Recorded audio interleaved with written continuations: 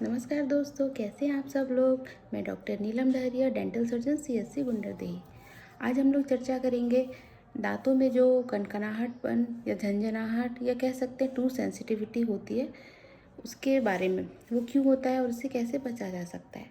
तो ठंड के दिनों में बेसिकली मतलब ज़्यादा होता है लोगों को। क्यों? क्योंकि टेम्परेचर चेंज होता है। तो जो हमारे इन्वायरमेंट में टेम्परेचर चेंजेस हो रहे हैं उसकी वजह से दांतों में भी असर होता है। तो दांत हमारे कई लेयर से मिलके बने होते हैं। पहला लेयर होता है इनेमल, दूसरा होता है डेंटिन और तीसरा पल्प। तो जो पहला लेयर होता है इनेमल, उस पर तो उतना असर नहीं करता है। जो भी बाहरी प्रभाव है, जैसे टेम्परेचर है, ठंडा गर्म, इन सब का एहसास पहले लेयर में नहीं होता। लेकिन जैसे हमारे दांत के सेकंड लेयर से डेंटिन है, इस पर असर पड़ना शुरू हो जाता है। और जो आखिरी वाला तीसरा लेयर है पल्प, उसमें तो फिर बहुत ही ज़्यादा एक्सट्रीम लेवल पे पेन हो सकता है अगर वहाँ तक चला गया है तो। हाँ, तो ये होता क्यों है? जैसे कि दांतों में कनकनाहटपन, दांतों में सेंसिटिविटी होने के कई कारण हो सकते हैं। इसका बहुत प्रमुख कारण होता है दांत का घिस जाना, मतलब इनेमल लेयर हट जाना। और दांत कई कई रीज़न की वजह से घिसते हैं। एजिंग इसका फैक्टर हो सकता है, क्योंकि जैसे जैसे एज हमारी होती जाती है, दांत पतला होता जाता है या दांत के लेयर्स घिसते जाते हैं। और बहुत हाँ, मतलब हमारे मतलब रूरल एरिया में दिखता है। कुछ लोग गुटखा पान का सेवन बहुत करते हैं, या गुड़ाखुर तम्बाकू, ये सब की वजह से भी दांत बहुत घिसते हैं। हम लोग कुछ पाउडर फॉर्म में भी दांत साफ़ करने के लिए यूज़ करते हैं, जैसे लाल दांत मंजन डाबर और सूर्या मंजन, ये सब।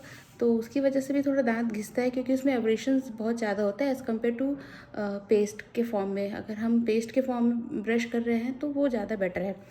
और कई लोगों को गैस्ट्राइटिस या फिर गैस की हमेशा प्रॉब्लम होती है, डाइजेशन की प्रॉब्लम होती है, या खट्टी डकार आती रहती है कई लोगों को, जिसकी वजह से भी दांत घिसते हैं। क्योंकि जो हमारे पेट के अंदर का जो एसिड्स है वो हमेशा हमारे मतलब रिफ्लेक्स करके हमारे मुंह में आते रहते हैं, तो उसकी वजह से भी दांत घिसते हैं।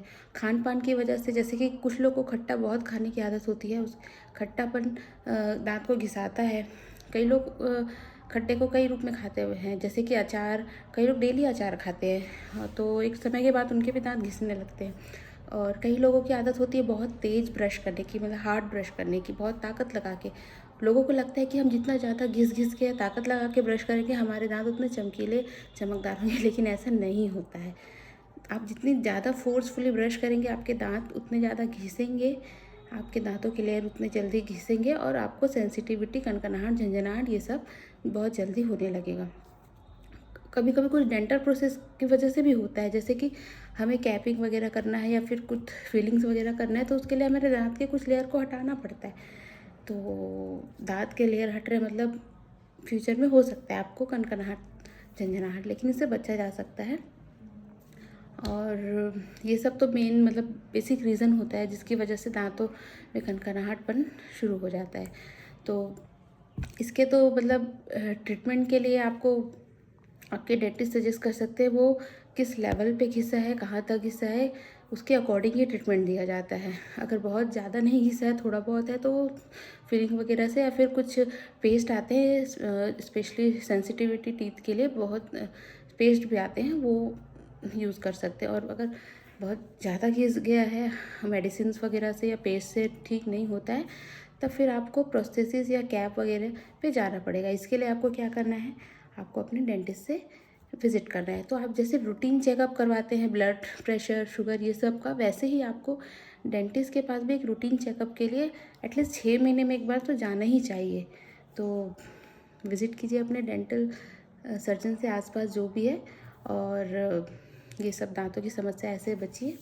Thank you.